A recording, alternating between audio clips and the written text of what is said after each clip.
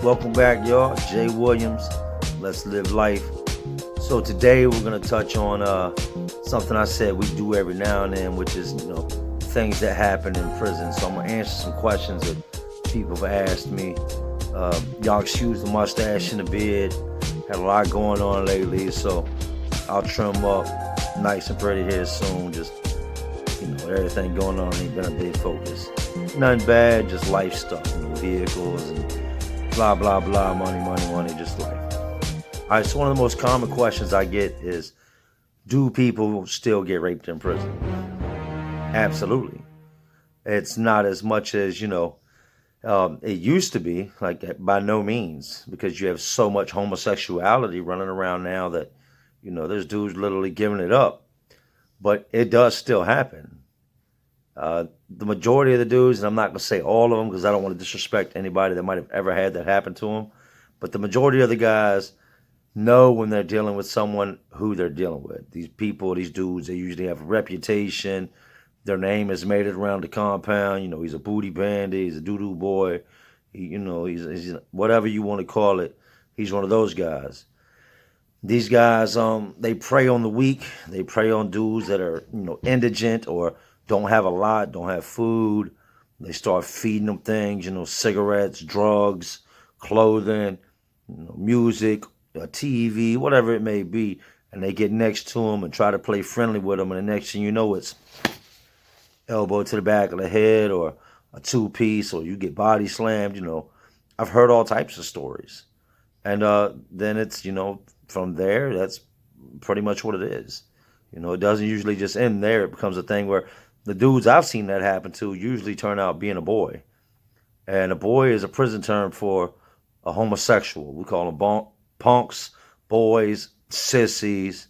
There's a whole list of names for the boys in prison. Like I said, it doesn't end there. The rape doesn't. They usually become full blown in a relationship with somebody.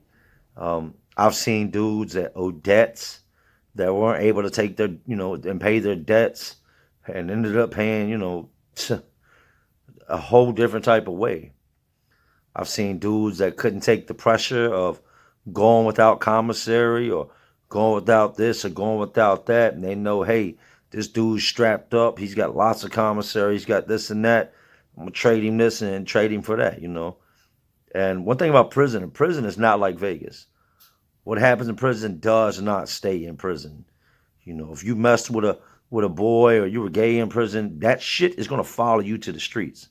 Somebody is 100% gonna put you on blast. Somebody's gonna say, hey, shorty, dude, you messing with? Like, I know for a fact he was messing with them punks in prison.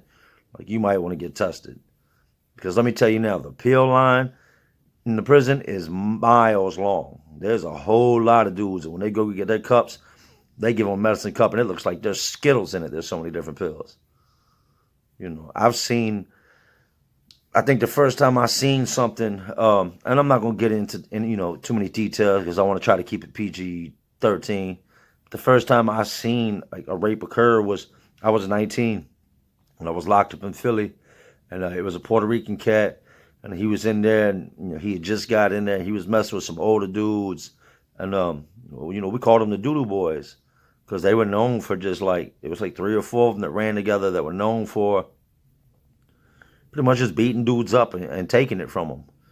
And I met this Puerto Rican cat. He had a fresh pair of Timbs on, and I seen him talking to one of the main Doodoo Boys, and I said, look, man, fall back from them dudes. Like, I tried to put him to the side without putting myself in his business or putting myself in, their business, because it's just something you don't do. But I caught him on the slide, and I was like, look, them dudes you're rocking with, like, they're not, trying to be your friend, man. This is going to come at a cost, whatever they're talking about.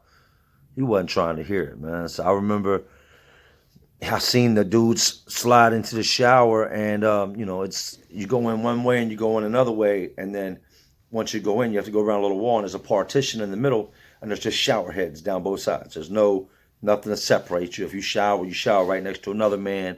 It's just a big open bay shower with a little small wall in between. So he goes in there, and they went in there to smoke some weed, and you can smell the weed burning. And then the next thing you know, you just hear scuffling. And, you hear fighting, and Then it goes from there to, it's no longer fighting. Things kind of quiet down. And it's not, when them dudes slowly started coming out one by one, and he was the last one to come out. Like I said, I'm not going to get too graphic with it, but just from, you know, the look of things, his demeanor, um, stuff that was on his clothing, we knew that like what had taken place. Now, fast forward, to when I went to prison, like here in Virginia, this is, you're talking 2005. By the time I made it to DOC, the same thing was happening. Not like that. They didn't have like, several dudes running, but you had dudes that were known for preying on dudes. And sad as it may seem, like the number one victims were younger white dudes. They were naive. Um, and here in Virginia, for some reason, like these dudes just, a lot of them aren't built like that. They're not ready to fight for theirs. They're going to, fight for a couple seconds and fold up. And they were, the main victims. I remember hearing dudes brag about this stuff. I mean, the first time I ran into a situation like that was, and it was pretty much one of the only situations I ever ran into because I laid it down immediately. I hadn't been at Greensville long. I ran in one of my homeboys up there, and he was like, "Look, you need to get a knife." It's like the building you're in is mostly lifers and murderers. You're gonna need a knife. Like you got to have a knife, man. It's gonna come to a time where you're gonna have to use it, or somebody's gonna use one on you. So there was a dude up there by the name of Jingling. Crazy name, Jingling. And I'll never forget, man. He was maybe 5'7", 5'8". He had his hair slicked back like not Rick James, James Brown. That's who it reminded me of, like a James Brown with receding hair. And they said, "Look, man, if Jingling comes to your cell, go ahead and pull the bang around on him, and run him off. Like, don't entertain this conversation. Like, he's there to try to fill you out to see if he can weasel his way up in there." And I had heard other stories from dudes, about how Jingling had attacked them when they weren't looking, knocked them out, raped them, did things like that. So the crazy thing is I end up being set in cell 120. I'm in 7 building, S3, lower, 7, 100 pod, cell 120. They put me in a cell next to Jingling. He's in cell 119. Well, you start off in 9 building, which is transition, and they put you there until they figure out where they're going to house you at on the compound. Now, mind you, Greensville is one of the biggest penitentiaries in the state of Virginia. There's over 3,000 inmates there. It's like a city within itself. Like, it's like several prisons, but they're all Greensville with inside this one prison. That's how big this place is. It's 86 men to a pod, 4 pods to a building, 344 men to a building, and 3 buildings on each side. So you got over 1,000 people on the yard. So we'll cut to the chase. I leave 9 building. I get sent down to 7 building. I done heard about this dude. I get in my cell. And when I come in, everybody's at rec. They're outside on the yard. So the pod's kind of, quiet. I come in, there's maybe 25, 30 people. A couple of the dudes I know, I nod at, "What's up? How much time did you get?" We talk, kick it for a minute. And I move on, I move my way into my cell. So I'd already got a knife before I even got down there. And it was a piece of plexiglass, probably about 12 inches, 13 inches long. And plexiglass, I liked plexiglass because I could go through metal detectors with it. You could sharpen it and put a point on it that was damn near surgical. And if push come to shove, like, you could, it held up. It wouldn't bend, I've seen them break off inside of people, but I mean, my experiences with the plexiglass knives were they were built for it tough. They were going. So everybody comes back in from rec, and I done made my bunk. I put my cosmetics up, folded my little bit of clothes, a little bit of things I've acquired while in jail, put my food up, whatnot, and I've got this knife underneath my mat.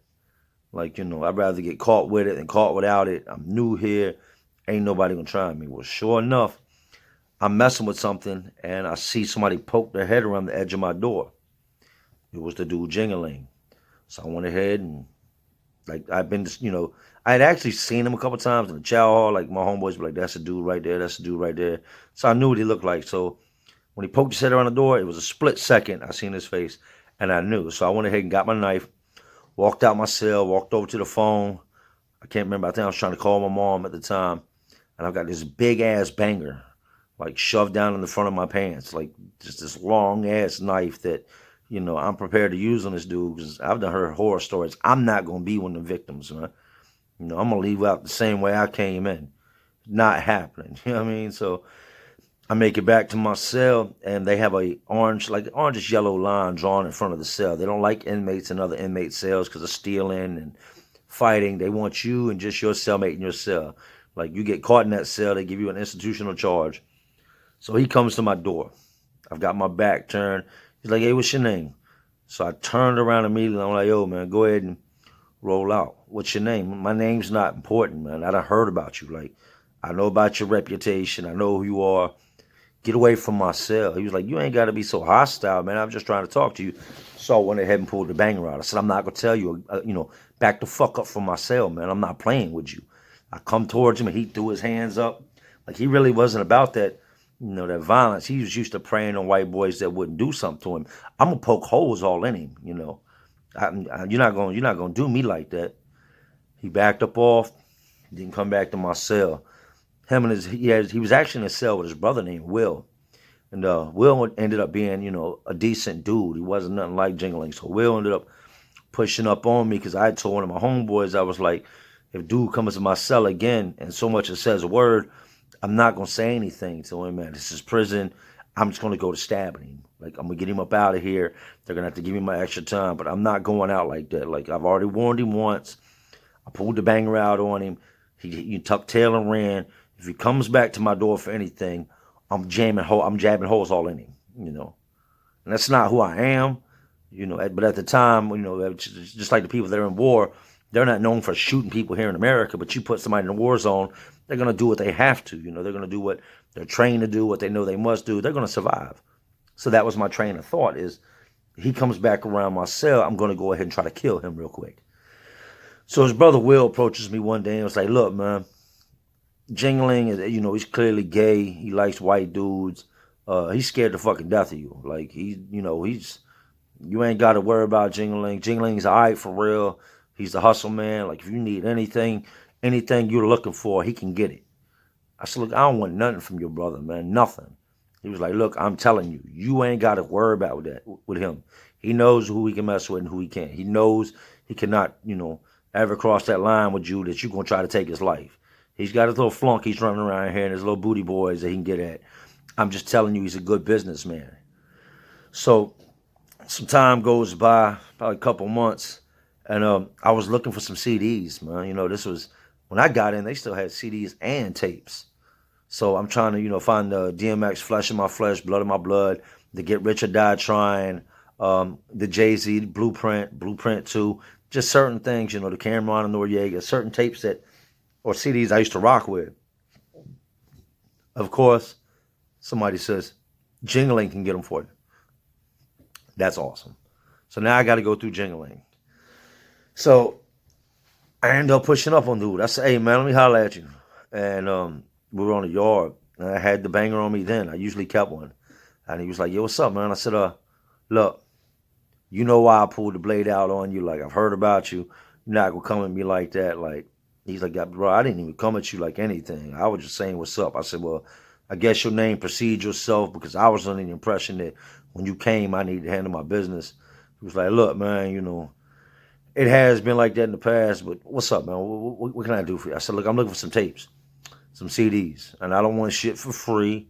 You know what I mean? Whatever you want for them, if you can find them, I'll pay you extra. Like, you're not doing me no favors. We're not going to be in no time where I owe you nothing. I pay my way with everything. You know what I mean? Like, I got money. I'm not indigent. I'm not one of these bum dudes in here. Like, I actually got money. I came in with money. I'm good at stacking money. I tattoo. I got money." So dude goes on, gets what I'm looking for. Like, this dude actually hunts the yard down, and he comes back. He's like, "Look, I want a pack of cigarettes for this CD, a pack of cigarettes for this CD." So I bought him, and then I threw him an extra pack. You know what I mean? Just to get the whole thought out of his head that I owed him anything. I heard many stories after that of things he had done, after that date to dudes. And this dude eventually got released and is back in society, So that should answer the question is, do rapes still happen in prison? Absolutely. Yeah, absolutely. Like I said, not as much, because you got dudes that are willing to just give it up. So it's not, It's not as common as it used to be, but you got some dudes that are just animals that like the whole aspect of just taking something from somebody, or the power, I guess, that comes with violating somebody or overpowering somebody.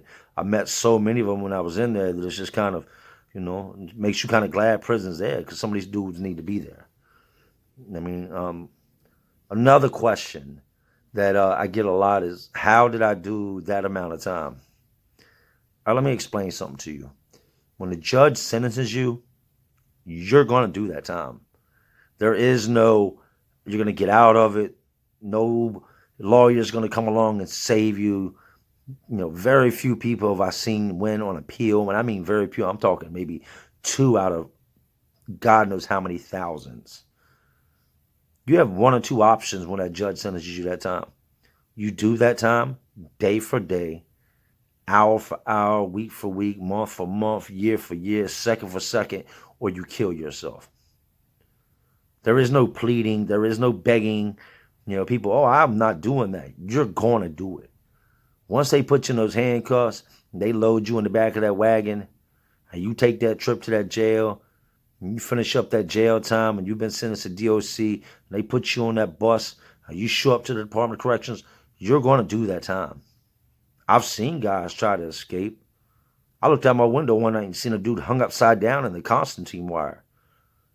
And for y'all don't know what that is, that's razor wire. That's barbed wire that is, instead of having barbs on it, it's got razors.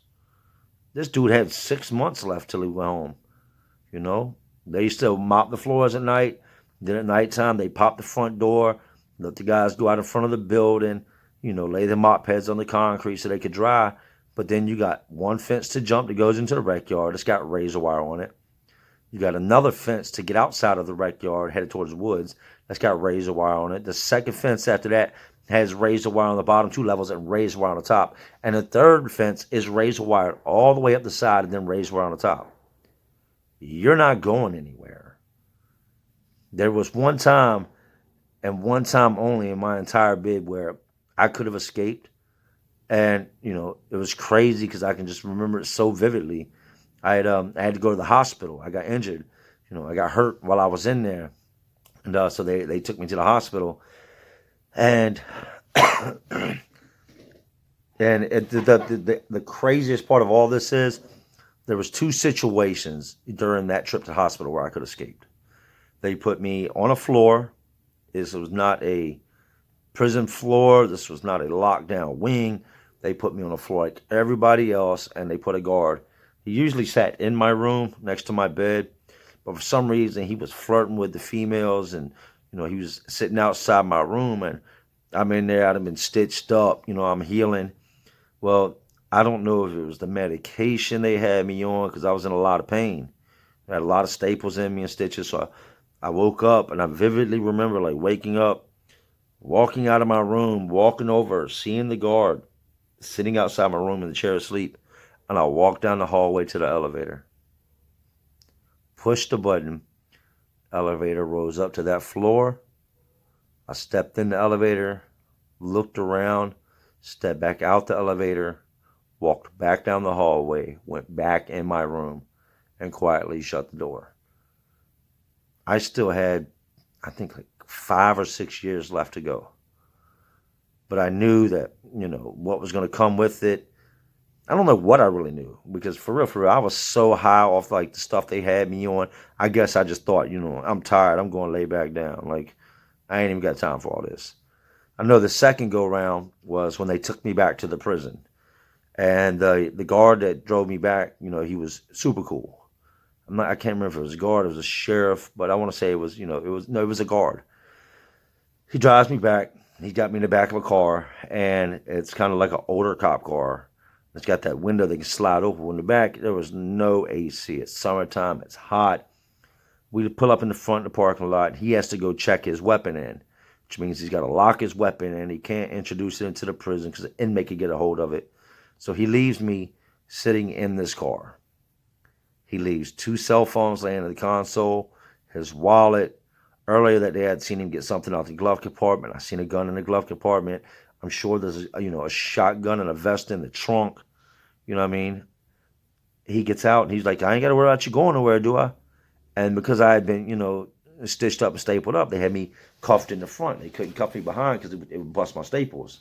And I was like, nah, I'm messed up. I ain't going nowhere. I ain't trying to get away. It's automatic 5 years for escape. He gets out the car, and I'm sitting there in this car that's running. And I'm outside the prison gates.